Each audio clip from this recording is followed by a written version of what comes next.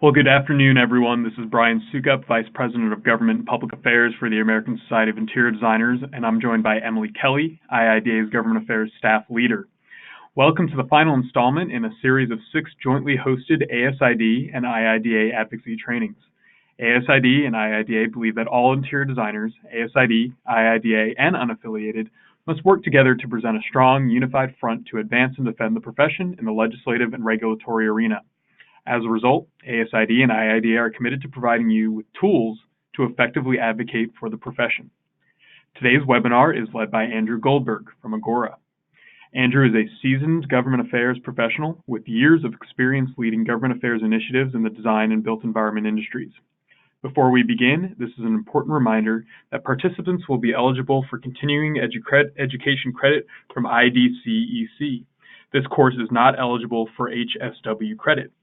All lines are currently muted, but if you have questions, please use the question box function, and we'll try to answer as many questions as possible at the end of the program. Without further delay, IIDA and ASID would like to welcome Andrew Goldberg. Andrew? Hi, Brian. Thanks so much, and good afternoon, everybody. Thank you so much for joining us on the webinar today. Now, during this series, we've talked about why it's important to be an advocate for your profession. We've discussed how to build effective relationships with policymakers, and how you can make sure that the message you are conveying is as effective as it can be. And we've talked about how to leverage legislative and political events to increase your ability to be successful as an advocate. Now, this is our 6th and final webinar in the series, and for this one, we're going to do something a little bit different. We're going to run through a simulated advocacy campaign showing step by step from the moment that an issue arises, how you can use the lessons learned in this series to be successful. So there's going to be a review of some of the information that was provided in the previous 5 webinars, but instead of talking about it theoretically, we're going to see how these ideas work in the real world. Now, what that means is that there are going to be things that will happen that aren't always planned or expected, and you may have to make adjustments in your strategy along the way. And there'll be moments when you'll have to make some difficult choices about which way to go, which will have an impact on your strategy and whether or not you'll be successful. So for this exercise, what we're going to do is we're going to create a fictitious state that has a legislature and a governor, and ASID and IIDA chapters. The state, of course, will not be exactly like your state, and the obstacles you face in the political climate and culture will be different in every state. But by doing a simulation, we hope to show how you could take any advocacy challenge that's before you and succeed. So with that, let's get started. And I would like to welcome everybody on the call to the great state of Pennsylvania. Pennsylvania is a fairly large state in the central part of the country. Has a few major cities, including its capital, which conveniently is called Capital City.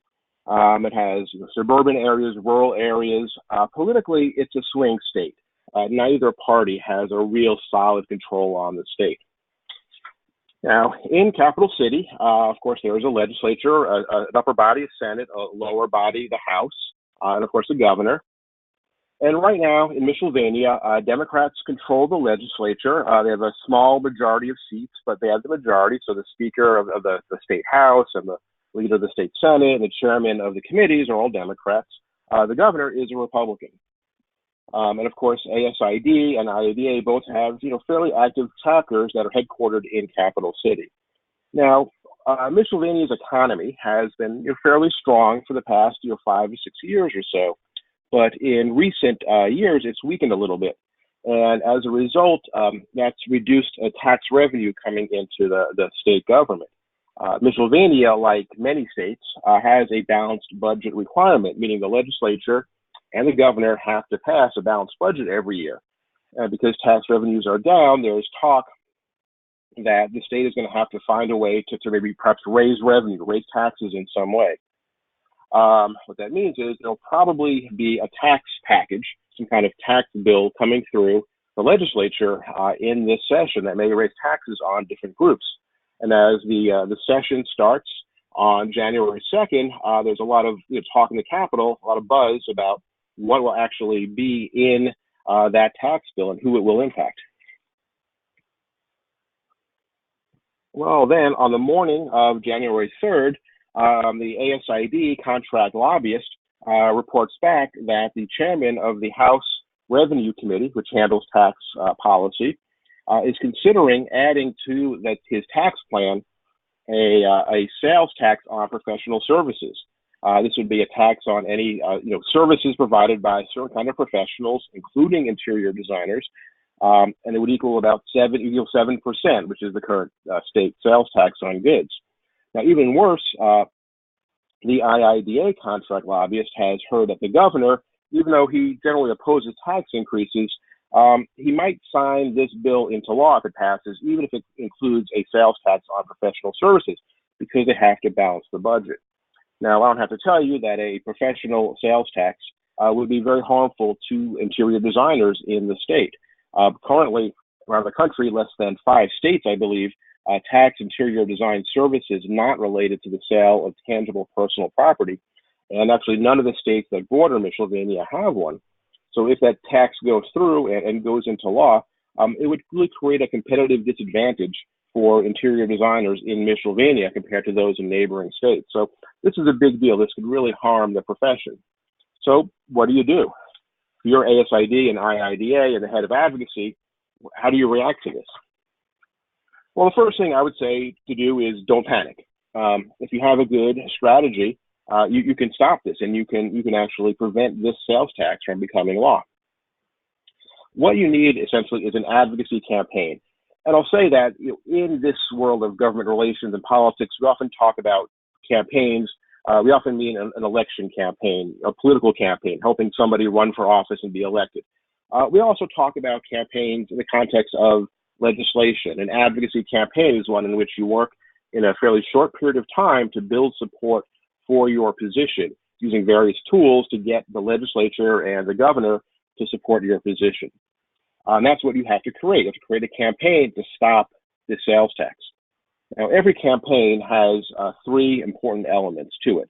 It has a goal or goals, the way you want to go, the strategies, kind of broadly how you're going to get there, and then tactics, the very specific actions you will take in order to get there. And I'll say, and I mentioned this in a previous webinar, that the temptation a lot of times is to jump right into the tactics. There's some big issue coming up, so it's immediately you run up to Capitol Hill and deal with it, or let's put ads in the newspaper or something. And it's really important when developing a campaign to spend time developing your strategy, because if your tactics don't help advance those strategies, you're going to end up wasting time and resources and energy on activities, tactics that aren't going to help you get to your goal. So first, you have to figure out what the goal is. Now, a couple things for the goal. First of all, you have to figure out how much time do you have. What is the timeline you have in order to make sure that this doesn't pass? Now, the Revenue Committee needs to pass their tax package by January 31st, for it to go to the full House. So your goal really is you really want to make sure that sales tax is not included in the committee bill. It's always much easier to stop legislation early in the process and try to get it removed later on. So based upon that, you find out on January 3rd, this may be in the bill, it comes up in 4 weeks. So you have about 4 weeks. But in reality, you have actually a little less time than that. And the reason is that what you've heard is that generally speaking, whatever this committee deals with big tax bills, they like to have the staff put out a draft of the bill a week or so before the bill actually comes to a vote. What that means is that really by January 24th, or actually 3 weeks, you want to make sure that sales tax is not included in the staff bill. And the way to do that, the best way to do that is to try to get a majority of the members on that committee and say they oppose the sales tax. Chances are, if you have a majority of the committee on record saying we don't want a professional sales tax, the staff will put it into that draft. So that really is your goal here. Your goal is to do what you can to get a majority of members on the committee to keep a sales tax idea out of that staff draft of the tax plan. If you do that, your chances of keeping it out of the bill when it goes to the House and the Senate and so on are much better. So that's your goal. Now, what are your strategies? How are you going to make that happen? How are you going to make sure that it stays out of the bill? and get a majority of members on the committee to say they oppose a sales tax. Well, back in I think it was our fourth webinar over the summer, we talked about kind of the 5 key elements of building an advocacy campaign. And this is where that comes into play. And you want to spend some time thinking about what that strategy looks like. What are the elements you're going to use for the next 3 weeks to make sure that provision is not in the staff draft?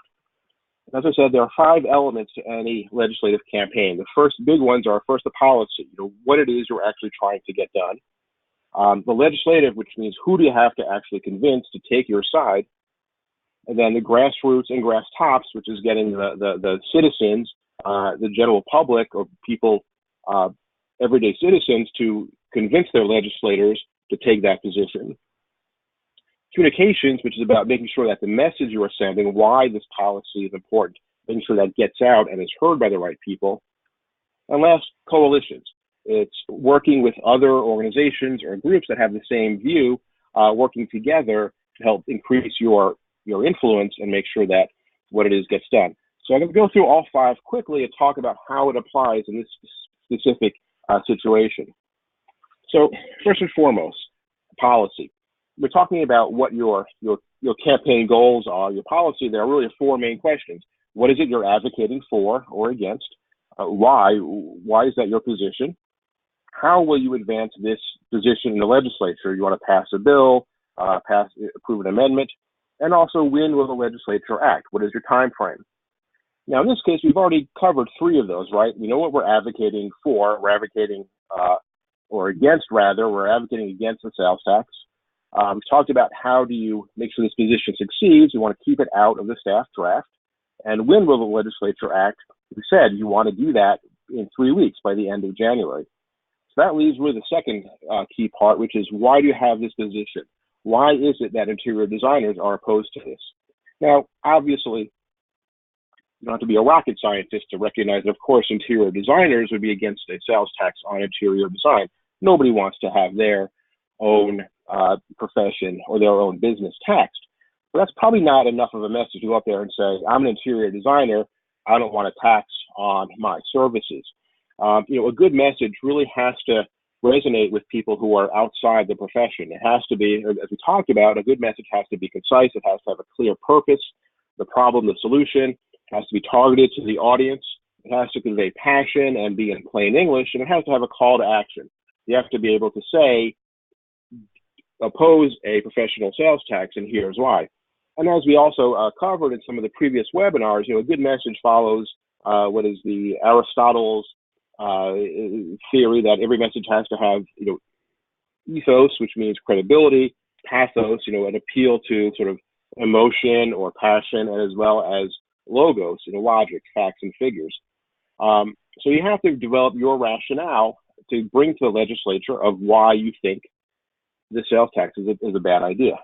Now, the good news for you is that your national organizations, ASID and IIDA, they've been down this road before. They have lots of information about the sales tax and the impact on members because this has been dealt with in other states. And if you go onto their websites, and that's where this comes from, you can find testimony that was given in other states, other information provided by ASID and IIDA that could help make that strong case against the sales tax. What you want to do is take this information that's already there, not recreate it, but then add things to it that make it more Pennsylvania specific. So talk about the number of interior designers in the state, pointing out that no bordering states to Pennsylvania have a sales tax, so it create a disadvantage. If you can get quotes or comments or testimonials from interior designers in the state saying that this would be harmful to them, add that in there. So taking the overarching, the general message, and then making it more specific to Pennsylvania. And that's how you kind of create the overall message that you are trying to get across. The next part then, of course, is legislative. Is who do you want to get that message? Who do you want to actually receive that message? And of course, you probably want every member of the legislature to come out opposed to a sales tax. But like we said, right now, your goal is in the committee, the revenue committee. It's getting a majority of members of that committee to be opposed. Now, there are 21 members of the Pennsylvania House Revenue Committee, which means that you want to have at least 11 members of the committee, a majority, on your side, meaning against the sales tax. Now, to begin with, there at the very beginning of January, you want to figure out, well, where are they now? How do we start? And the best way to find out is to call up and ask them. And we talked about this in one of the previous webinars. You can create a chart like this. You have on the right side, on the left side, you have those who are strongly in favor. Then you have people who are leaning in favor of your side. On the other side, you have strongly against and leaning against. And in the middle, those members who are either undecided or you just can't reach them, you don't know their position. And after making some calls around, you find out this is what the committee looks like. There are 21 members. As you can see, there are 2 in the double plus column who are firmly on your side. They totally agree sales tax is a bad idea. 3 who are leaning, but not definite. A bunch who are undecided, a few who are leaning against, and then 3, including the chair, who are against you. They support a sales tax. Now, what does that mean? That means that ideally you want to have 11 in that far left column. You want to have 11 strongly against. So you really want to get 9 more members into that column with the 2 who are already there. Now, as we talked about this process, a couple of things that you can do in this situation, because you want to reach all the members. That's a lot of people, a lot of offices to actually talk to.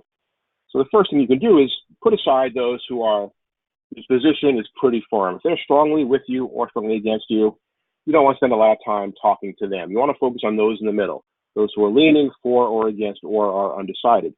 And that is 16 members. So it's a little less. That's your target. From that group of 16, you want to be able to identify and get 9 more of those members to agree with you to be strongly against a sales tax. And if you can do that, then the staff will most likely not put it into the bill. So you have 16. Now, how do you go about? You start by calling up everybody on that list? Not necessarily. You could do some more prioritization. For example, there are 3 members of that committee in the undecided, Barnes, Quill, and Wilson, who, talking to your lobbyists and others, pretty much always vote with the chairman. So they're going to be kind of hard to get. So maybe they're lower priority because they'll probably go with whatever the chairman wants to do. In addition, there are 5 members there who interior designers already have a good relationship with. Either there's an interior designer who knows them or they've been in to talk with them a lot before. So you already have a bunch of members you have a good relationship with. And that's important because you're going to need champions and people who know you and people who then will be more likely to agree with you. So again, if your goal is to get 9 more members to support your position, this is where then the grassroots and the grass tops and the other strategies come into place. So grassroots and grass tops. And as we talked about before, and I think one theme that's gone through this entire series, it's that citizen advocates, everyday people volunteering their time to advocate for their position, they're probably the most effective advocates you have, maybe even more so than professional lobbyists. Why? Because they're from the district. They're from back home. They carry that kind of credibility. They are voters, and politicians listen to the people from back home. As we talked about, grass tops are those who have a good relationship already with a lawmaker. It's somebody they can call up. It's somebody who, if they saw the legislator in the supermarket, the legislator might know them and say hi to them. Somebody who already has that kind of connection. Grassroots are kind of the more broad. It's sort of everybody who is a constituent in a legislator's district who may not know them personally, but still has the ability to go and advocate for their position. Now, in the ideal world, you would have a grass tops connection to all members of the Revenue Committee, and certainly the 16 or so who are in that middle area. And the reality is, well, you don't. In this case, in Pennsylvania, you have those connections to 5 of them, which is good, but you have to build more. How do you do that in a hurry? How do you actually build those relationships? Well, another concept that we talked about early in the year was building something called a power map. A power map is just really, it's a diagram where you put the legislator, the target, in the center, and you identify all those sorts of affiliations and connections. There are community affiliations, groups they work with. There are professional affiliations where they went to school. There are kind of political connections in the community. And then you try to identify where there are interior designers or other supporters of ASID and IIDA who have connections. So if there's an interior designer, for example, who is a member of the Kiwanis Club with this delegate Smith, there's a possible connection. If there's somebody who graduated from the same high school, the same year with them. That's a possible connection. It's kind of like LinkedIn a little bit. And you're trying to identify those people who you can go to. If you're designers, you can then go and say, hey, you have a connection to Delegate Smith. He's a target of ours. We need to get this message to him. Will you be willing to reach out to him? And hopefully they will say yes. And what you want to do then, is you build a chart, and it shows all the targets on the left side, kind of their status, whether they're leaning forward, leaning against. And then you have that grass tops contact, and the day you assign them to ask them to make the contact. And we'll get in a little bit to kind of how you help them make that contact, as well as on the other side, when they reach them and what the outcome was. If Jill from Smith Interiors talked to Representative Colson, and Colson then said, okay, yeah, I'm with you. Well, you can go back to that earlier chart and move them from the single plus to the double plus column. And you make sure you're touching every person. And as you build your power map, you then add more names onto this, more targets of members. And that is the way you would start to build out how you reach every target member of the committee in a way to make sure that you can have a really good conversation with them. Now, at the same time you're doing this, you also want to do the grassroots work. Even if you don't know the legislator, even if you don't have somebody who has a good relationship, you still want to use all of the interior designers and their allies who are back home in the district to reach out to them. That is also effective. If folks in the legislature get a lot of messages and hear a lot from the folks back home, that does make a difference. And so there are a lot of ways to do that. First and foremost, there are action alerts. Like many organizations, ASID and IIDA have the ability to send out messages to their members in a certain state or even a certain district and ask them to contact their elected representative with a message, oppose the sales tax. And it's a process, it's a function that's very easy to use. With just a few clicks, then anybody can send a message to their legislator. And so you want to make sure you do that. And that does help. I mean, emails are not as effective, of course, as a face-to-face meeting with somebody you know, but they do make a difference if they get a lot of emails and messages from folks back home saying oppose this. You can take it up a notch and do phone calls. And I think ASID has a program where you can send phone calls. You can call your legislature, and that also has a big impact. Last but not least, and this is much more involved, and I'm not suggesting that you would do this in a 3-week period, but you also can do bring people in. It's called a fly-in, or you can bust people in, actually have meetings with a legislator. Now, like I said, that's certainly is effective. You get a lot of meetings that way. It is hard to develop and organize within 3 weeks. However, as you'll see later, there are ways you can do that that are a lot easier. But like I said, ASID and IIDA, the national offices, have all the kind of resources you need to help make sure that you can get to the members in the state, particularly in the districts of those key target representatives, and get messages to them and build out the grassroots. So you have the grass tops, which are the people who really know them, hitting them with these messages. You also have grassroots, the broad numbers of members back home going up, pressuring the Hill and saying, hey, we don't want the sales tax. Now, one more thing. I mentioned before that Hill days are a very effective way to actually get your members in front of a legislature, but they're hard to organize. But here's the thing. In Pennsylvania, it turns out that on January 18th, ASID and IIDA are hosting a continuing education seminar in the capital city. And about 40 or so interior designers are coming into town that day for that session.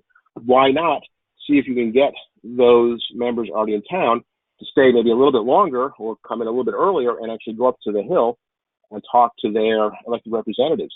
We would do that a lot when I was with AIA. If we had members coming into Washington or a board meeting, we would ask them to come in a little bit earlier or find some free time and go up to Capitol Hill and talk to the representatives. If you already have members coming into town where they could then easily go to Capitol Hill, take advantage of that. Use some of the activities and things already happening in the chapter and utilize them to help advance your advocacy. So that's how you use members and get your members, interior designers, to engage with the legislators. Next, communications. We talked earlier about developing the message. Now you want to get that message out there. You want to make sure everybody is saying the same message, why the sales tax is a bad idea.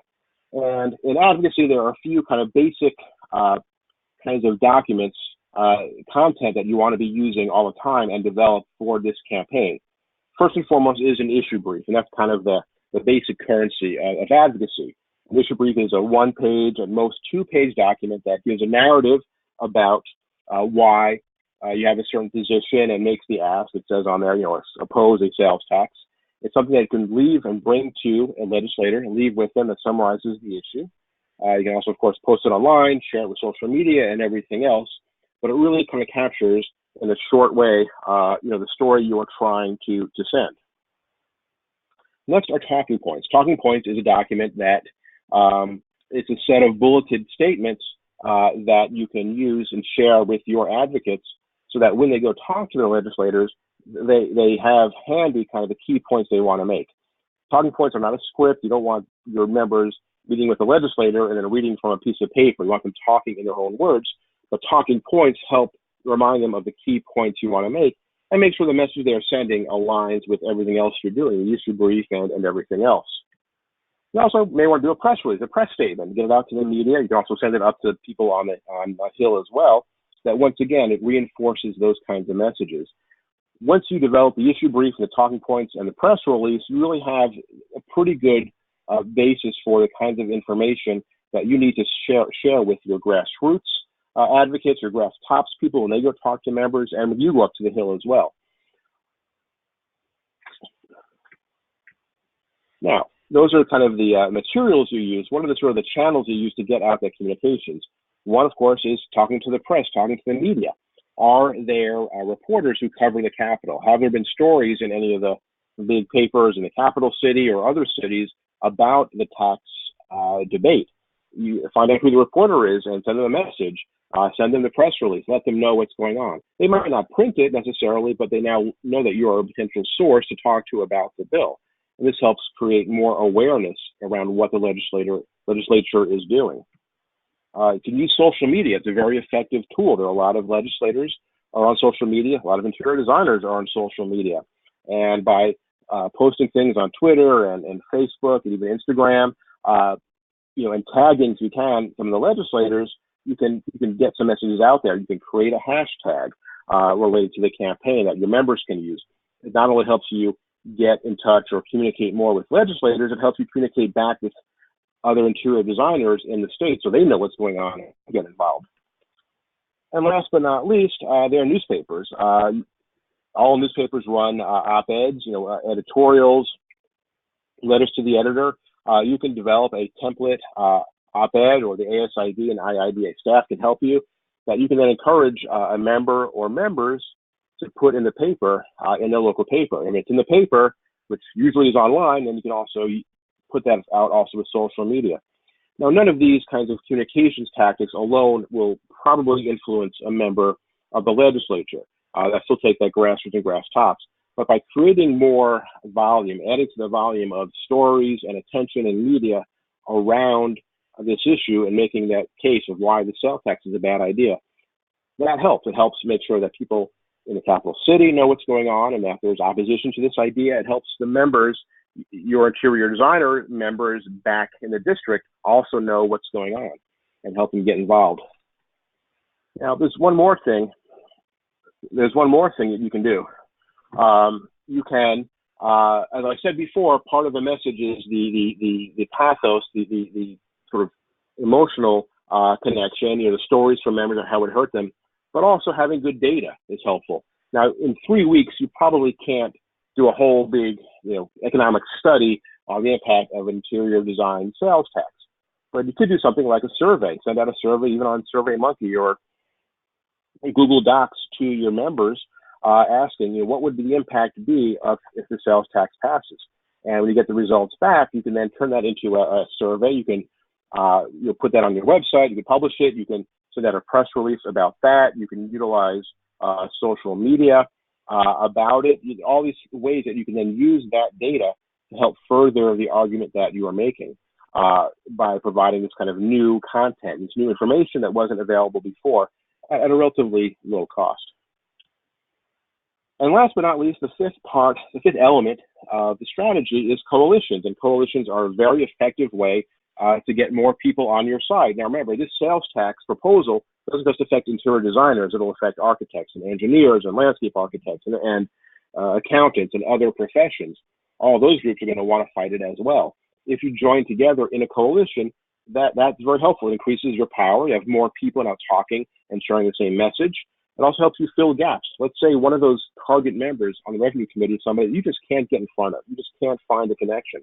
Well, maybe the Architects Association or the engineers have a contact with that person. And so you help to kind of fill the gaps. Now, as it turns out, in Pennsylvania, one of the engineering societies is organizing a coalition with a whole bunch of members, the Pennsylvanians Against Professional Sales Tax. So that's something you may want to join. Now, in this case, in Pennsylvania, I'll say that the engineers are asking all the groups to pony up $500 for it to help pay for ads or mailings or things like that. And so one thing you have to think about as you develop your advocacy campaign is, do you have additional funding available? Can you afford to do this? But also you have to ask yourself, can you afford not to? If you're not part of that coalition, then you might miss out on opportunities to really engage and make sure that interior designers are at the table. And so, coalitions may have some costs to them, but the benefits of a coalition, of having more groups and more people on your side is really, really important. And I really can't understate or overstate, rather, how important that is. So those are the kind of 5 strategies. And from that, you can really build out and develop kind of a master plan. Remember, your goal with all this is about getting 9 of those 16 squishy members in the middle there, 9 of them to become strong supporters of your position. And so you can list all of them and then show how you are actually engaging them. You're doing grassroots. What's the grass tops? How are we contacting them? Are we doing communications that really target them? Are some of them really active on Twitter? And so you can tweet towards them and tag them in a tweet. Is one of them from a city where it has a very influential newspaper? Maybe use some extra effort to talk to that reporter with that newspaper, so you really make sure that member hears that. And is there other ways that other coalition members can also fill in the blanks? And what you're doing, you're trying to find gaps. Are there members here that you just don't really have good connections to, or you're not touching or not hitting with your advocacy? That helps you understand where you may need to put some extra work, or perhaps you say, well, that person's not a priority. If there's a certain member, like there's an Okie at the bottom there who, you don't have any grass tops, there's no real avenue for communications, nobody in the coalition knows them, maybe they're a lower priority for right now, and you focus on the other members to try to get them on your side. Remember, you don't need all of them to agree with you. You need to get 9 out of these 16 on your side. So that's how you build out that strategy of using those elements to reach the goal, which is getting members of the committee, a majority, to take your position. Now you can turn to the tactics. And there, in that early part of the process, you can start to develop out what some of the key tasks you have to do in that first week. You have to finalize your message, your materials, your issue brief, your talking points. You want to send that information out to the grass tops and give assignments. This person will contact this legislator. You want to get out an action alert to your members about how you're going to get the grassroots involved. You can write a draft op-ed, put out a press release. All these sorts of tasks now are clear, and you can look at every task and say, this is how it helps further a strategy that gets us to a goal. So all of these tasks here are aligned with the strategy and the goal, so you're actually not going to be wasting time, but doing things that really help get you to the goal. And last but not least, at the bottom there, you want to get a message out to your members. You want to let them know what's happening. Let them know that mistakes, that there's a risk they could have a sales tax if they don't act, and let them know that ASID and IIDA are on the case. They're working on this. So really by within a week or so, less than a week, you have that plan done. You have all these pieces ready to go. You have your grass tops advocates reaching out to their members. You have an action alert out there, press release. All these pieces are starting to click. And then on January 11th, you find out that the Revenue Committee is going to hold a hearing on their tax package, and it's going to be on January 22nd. It'll be the only hearing that they will hold about the tax bill before they vote on it. And it's really important, I would say, to get a member interior designer there to testify. Maybe not going to bring in hundreds of interior designers, but to have 1 or 2 come in to testify, particularly if they are from a district of a member on the committee that will be very helpful because other groups are going to do the same thing. They're going to send their members to testify why attacks on their profession or industry is a bad idea. And if you're not there, it would be kind of conspicuous by your absence. So you want to make sure that's an important date you get somebody to the hearing. Well, now it's been about a week or so. Your plan is in motion, and you want to take stock of where you are. And at the start, remember, there were 2 members who were firmly on your side, a whole bunch who were undecided. There were more who were leaning against. Well, things are now moving. You now have 3 members who are firmly on your side. You picked up 1. There are a few more who are leaning in favor. Hopefully, you can convert them to being strong supporters of your position. And there are fewer on the other side. So things are happening. They're working. However, on January 17th, something unexpected happens. And as I said, sometimes things happen that are unexpected. And in this case, on January 17th, you find out that one of the members who was a solid no, or you're solid on your side, has just cut a deal with the chairman of the Revenue Committee. And in that deal, he says he will not oppose a sales tax on professional services in exchange for the chairman putting something else into the bill that he wants, something unrelated to interior designers. Well, that's bad news. It's unexpected. For one thing, that means that you have one less solid member on your side. It also means that now the chairman is also working to try to cut deals with other members. And how do you react to that? By definition, unexpected developments are unexpected. You can't plan for them. But it's important to remember that if you have a strong strategy and a strong game plan, you need to stick with that. At the end of the day, what this means is that what you are doing to get more of those members in the middle to take your side, that's still important. That still matters. You still do the same thing. You make the case and to those members and show their strong support for your position. Now, what do you do about the member who switched sides on you? Do you put out a press release or something blasting them for doing that? I would recommend no. It's never a good idea to burn bridges. You may need them later on for something else, but you may also want to keep it in the back of your mind that maybe they're not as reliable as you thought on later issues. But at the end of the day, things like this will happen, and sometimes you just have to say that's part of the process, and we have to keep pushing on to move forward.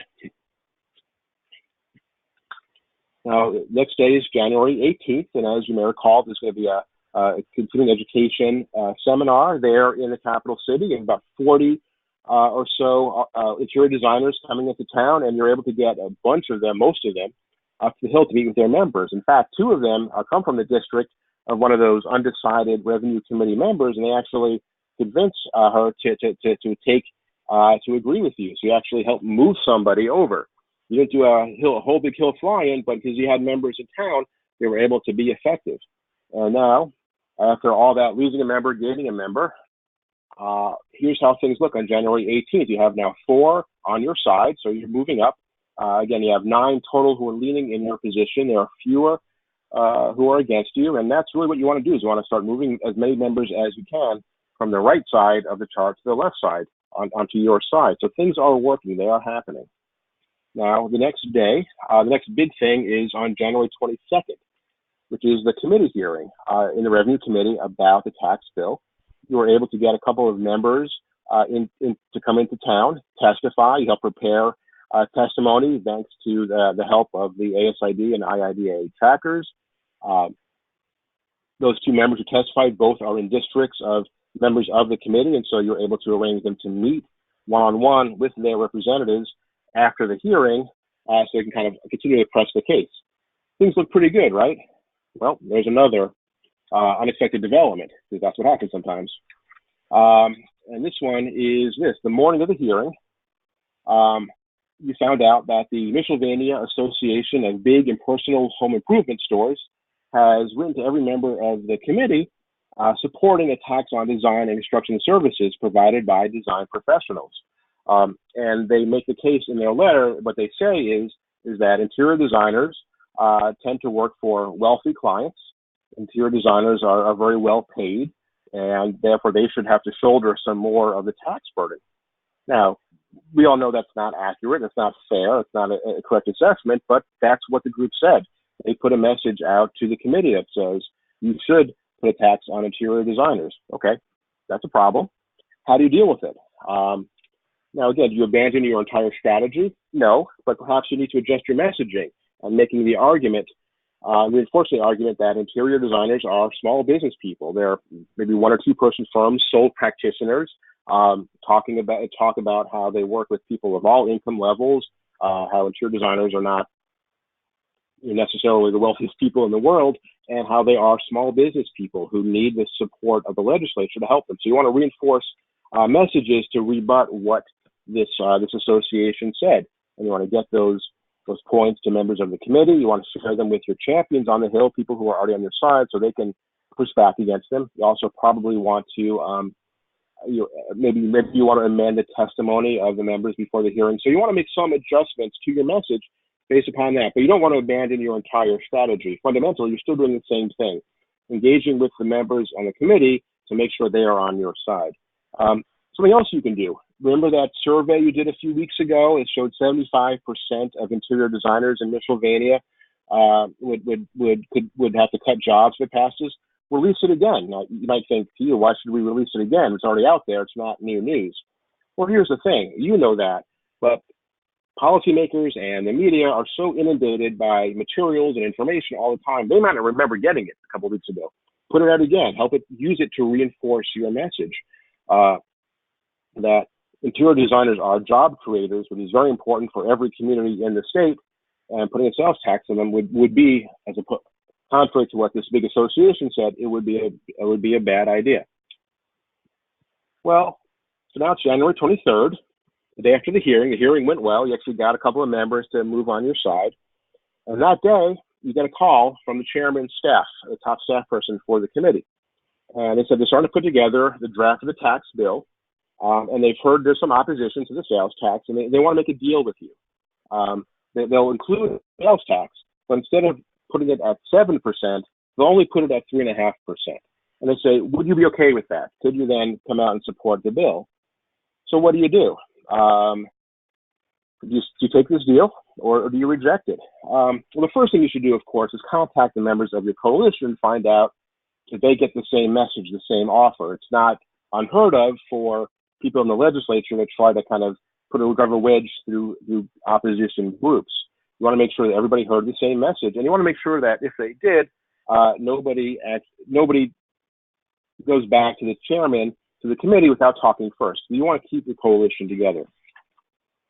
Well, what do you do in this situation? Is that a good deal, or is it not? If you accept the deal, then you guarantee there won't be a 7% sales tax. If you reject it, you could still win and have no sales tax, or you could lose and have it at 7%.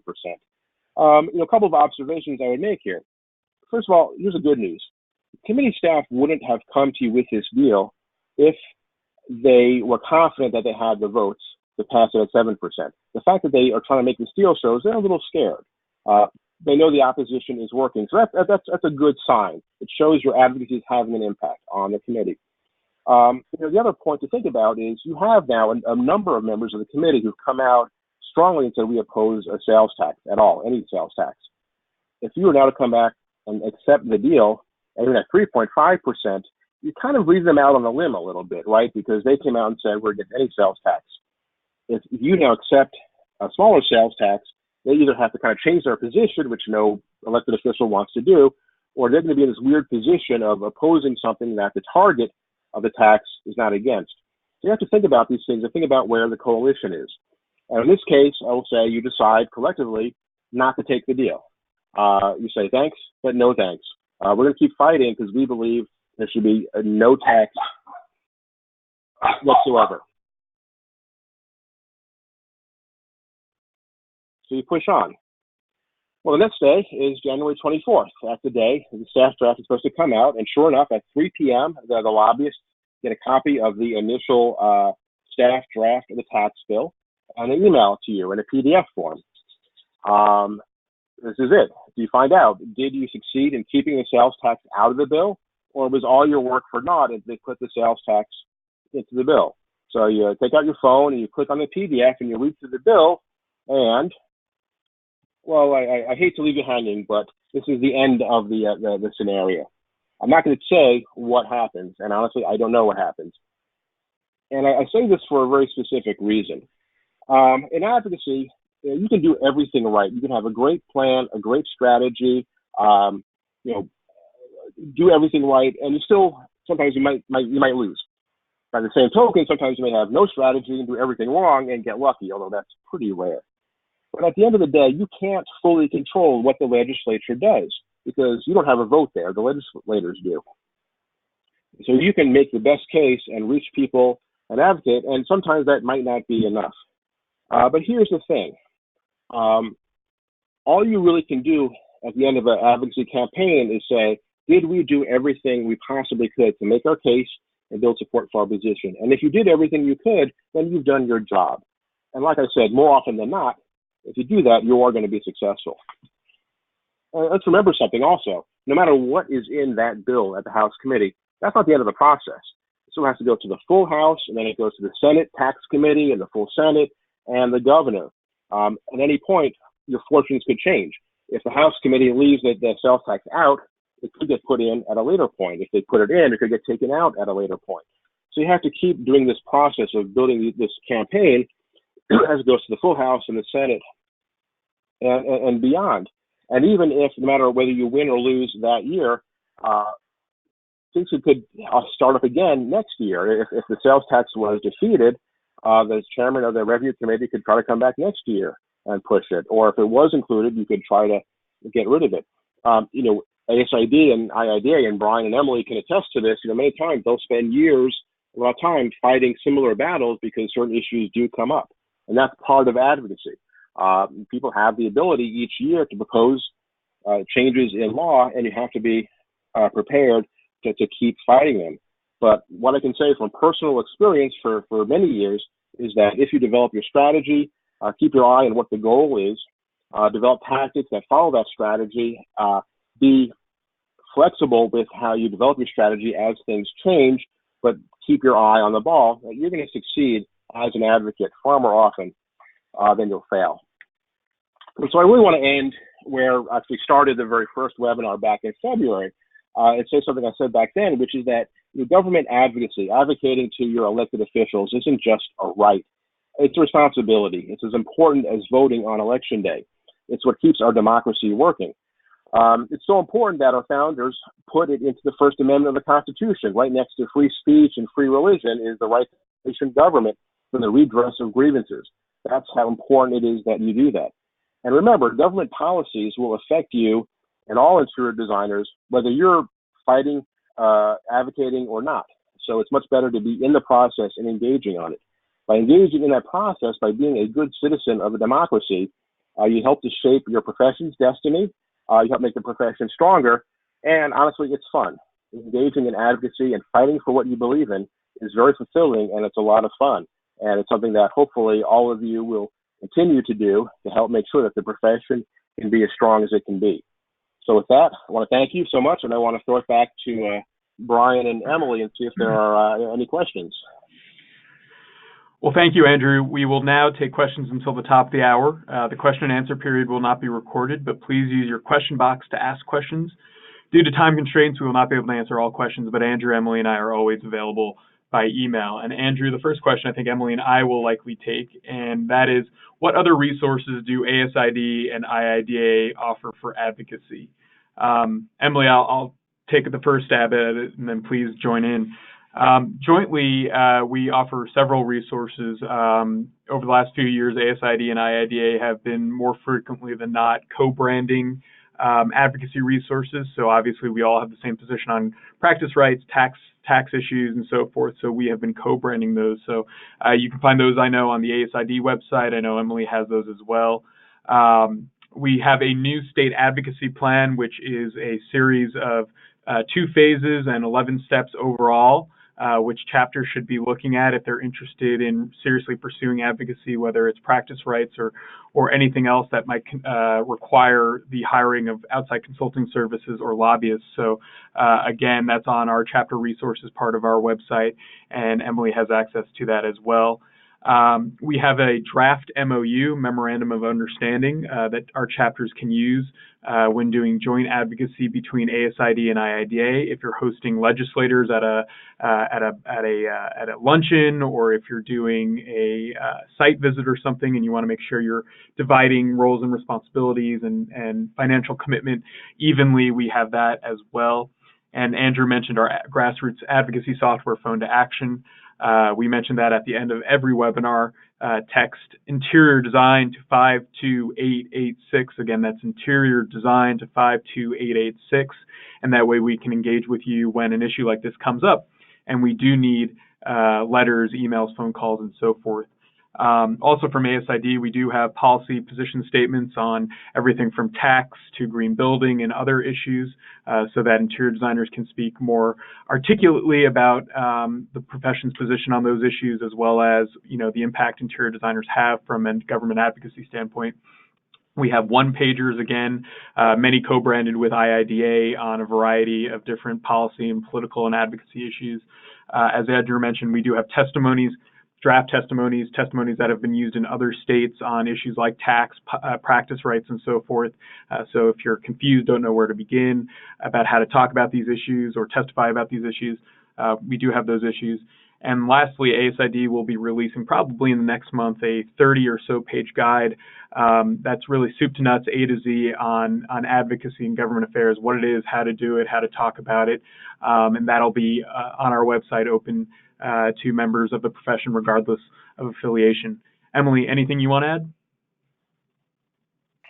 Sure, yeah. For any IIDA members on the phone, and really, this is a lot of these resources can be available for all interior designers, but a few years ago, IIDA put together a variety of handbooks and guides to help you guys talk about the profession, talk about advocacy. So we have everything from a VP of advocacy guide. So if you're on one of our boards as a VP of advocacy, we have a guide of what your role is, and again, government affairs kind of 101, advocacy 101 available for you specifically. But in addition to that, we have, how to do a capital day, we have how to plan a site visit, we have a fundraising guide, we have just various resources and handbooks and things like that are available currently. So if there's ever any interest in looking at those, right now those are available to any interior designers. The only thing that's not is our specific VP of advocacy guide, because that's if you're specifically on our chapter board. But all of those other resources, again, are generic. They're not specific to IIDA members necessarily. We want all interior designers to be able to get educated on this issue. So we do have a variety of resources there.